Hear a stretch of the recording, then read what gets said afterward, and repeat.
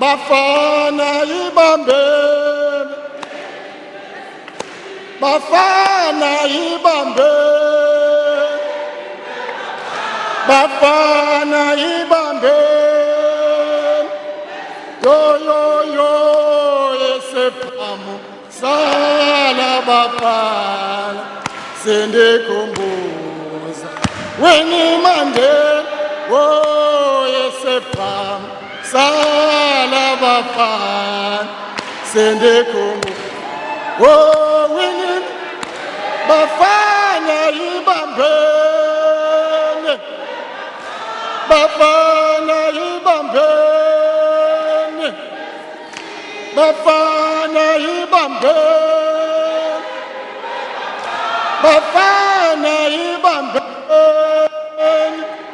yo yo yo esepap sala Bafana sende kumbuza Winnie Mandela oh esepap sala Bafana sende kumbuza oh Winnie Mandela Bafana ibambene Bafana ibambene Bafana ibambene Bafana ibambene yo yo yo sepam sala Bafana sende kumbuza Winnie Mandela oh sepam sala Bafana sende kumbuza Winnie Mandela Amanda Amanda Amanda Amanda Amanda Program Director, sincere apologies for that disruption. It had to happen because we are celebrating a Jinjati 3 umti omkhulu owileyo. Let me first express my honor and sincere gratitude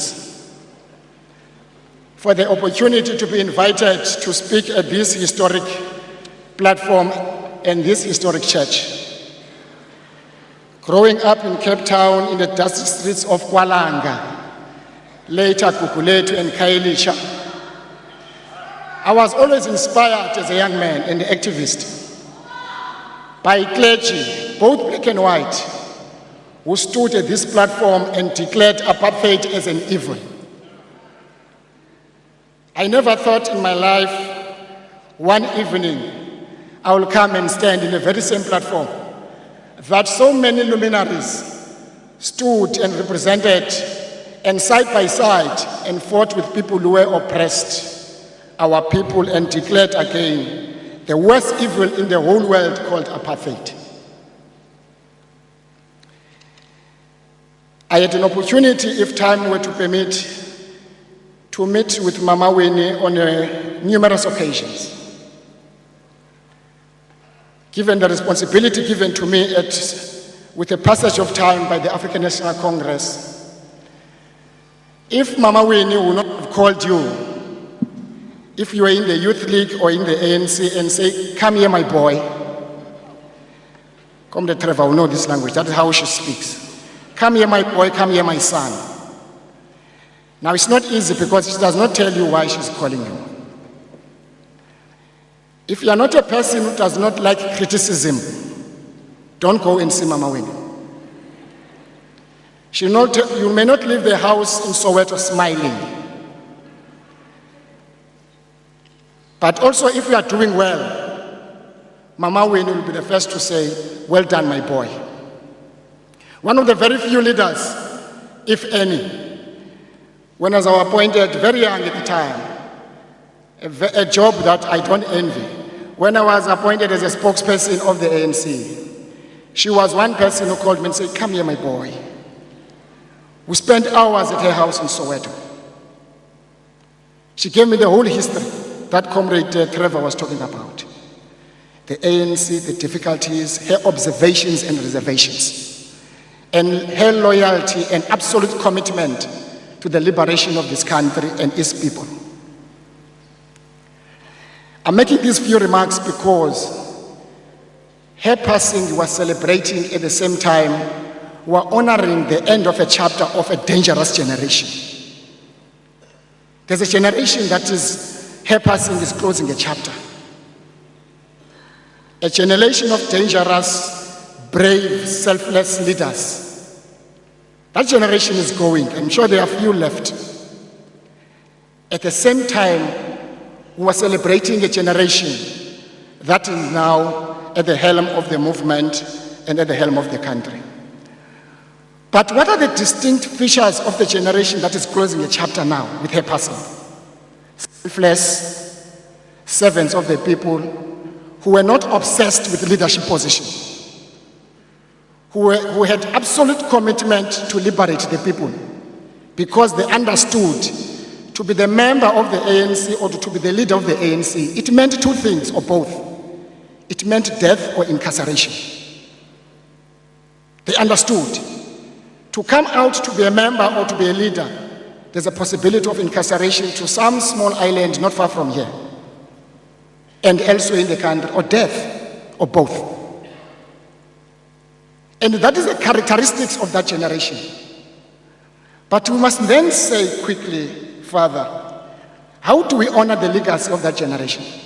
With all the criticisms and the reservations and observations that Mama had heard about her own movement. She committed whatever challenges that her own movement had.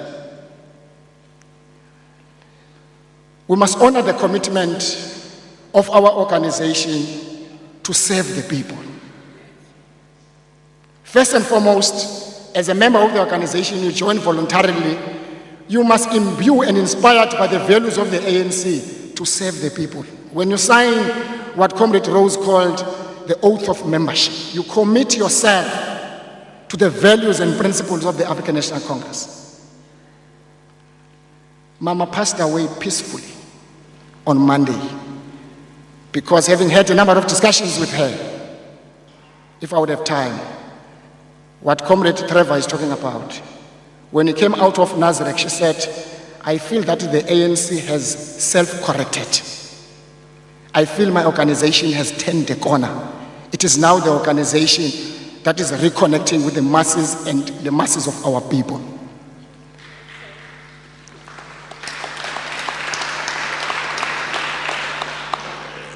Because there are two things that the leadership of any organization, particularly the African National Congress, it must achieve.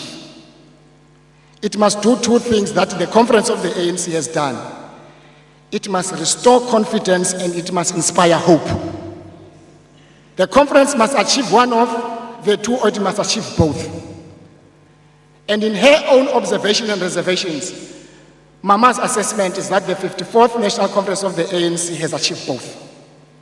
It has restored confidence, now the leadership that inspires hope. And it's important to emphasize the point that Mama, of course, like some leaders of the ANC and many in public, they had criticism and self-criticism about the direction of the African National Congress going to the conference. She was not hiding. I met with her a couple of times. On the 1st of January, whilst I'm sure many Capetonians were celebrating in the beaches, I had hours with her at her home in Soweto to reflect on the outcomes of the National Conference. And she had everything to say about each and every member of the elected member of the National Executive Committee, including the top 6. Starting with the president.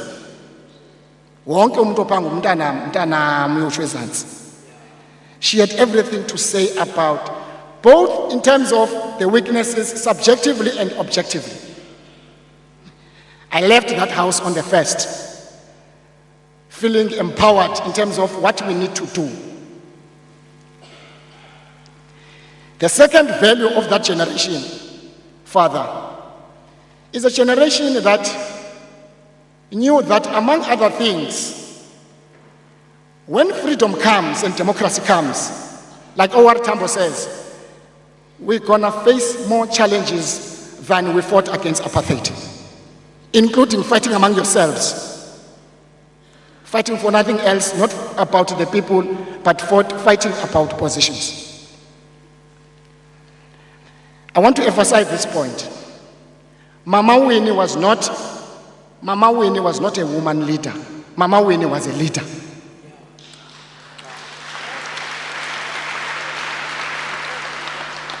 And if there was a time, I will explain this narrative of a woman leader versus a leader. Mama Winnie was not a woman leader. Mama Winnie was a leader. The most trusted and respected, sometimes most trusted and reliable, more than male comrades. I need to also to make this point, that unity of the African National Congress was sacrosanct to Mama Winnie, because unity of the ANC is a precondition in order to unite South Africans. Mama Winnie, wherever she is, she would be happy, because when Christ resurrected, Mama Winnie died. Christ resurrected, Mama Winnie died. On Friday, she's worshiping in Mamelodi, in Midlands in Soweto. On Sunday, she attends a Sunday service. Suddenly, Mama Winnie never prepared us, including the African National Congress and the people of South Africa. She never prepared us. She's been in and out, yes, but this one of Monday, we were not prepared. And it's the only Mama Winnie who can be called a mother of the nation. No other mama would be called a mother of the nation.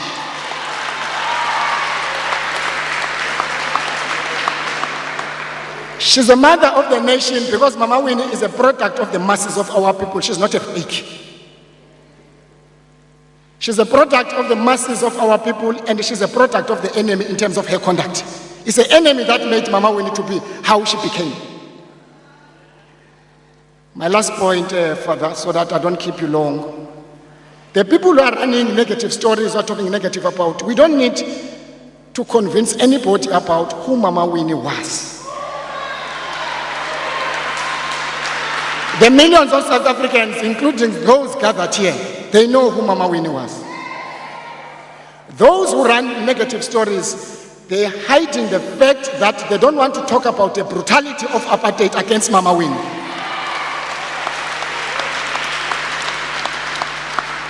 But there are lessons you must learn, both as a democratic government and a democratic state, from apartheid that we must never repeat.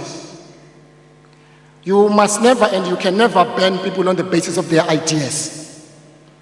Because an idea will never die. A person may die, but an idea will never die. Nobody must be banned on the basis of his or her ideas. Whether we agree or not, that's neither nor here. But nobody must be banned on the basis of ideas. So there's a lot of what apartheid has done to Mama Winnie that we celebrate today. They thought they will survive. We can't use laws. We must learn. We can't use laws to silence the voices of other people. As a democratic government, as a democratic state, when we disagree, we must engage. We must not use laws that were used by the oppressor to oppress and silence the voices of the people, because the idea will never die. The person may die, but the idea will never die. That is why, if one reads some of the interesting poems of the English writer, the playwright and the author, William Shakespeare, I think in mind, Shakespeare had Mama Winnie. In one of his famous poems, All the World's a Stage, men and women enter at different times and they play different parts and they exit at different times. The world was a stage for Mama Winnie. Nobody, unless those who are jealous, nobody can take away such an ability. There are very few among us, whether living or departed, nobody can take away that ability of being selfless, being brave, being committed, being principled. There are very few of us today. who may remain as principal as Mama Winnie, under so much difficulty, banishment, harassment, imprisonment. As the African National Congress, we dip our revolutionary banner and thank her, and thank the people of South Africa. What we see here today represents a character of the person we are celebrating. This is a character in the reflection of the history of the liberation, black and white, sitting here celebrating an individual who changed the lives of this country and shaped the history.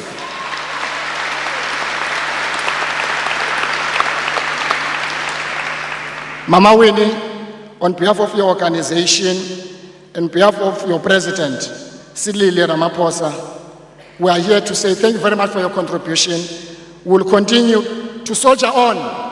We must not mask the difficulties. We must face our weaknesses. We must acknowledge our weaknesses. We must own up on our mistakes and say to the people, yes, we have erred, but the 54th National Congress of the ANC gives us an opportunity of the renewed hope of our people. We must make sure that we unite our people, black and white, like Mama Winnie would have done. Amanda!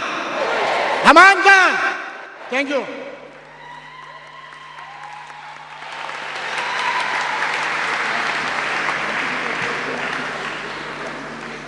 Friends and comrades, we have come to the closing few minutes of our service of honor and celebration.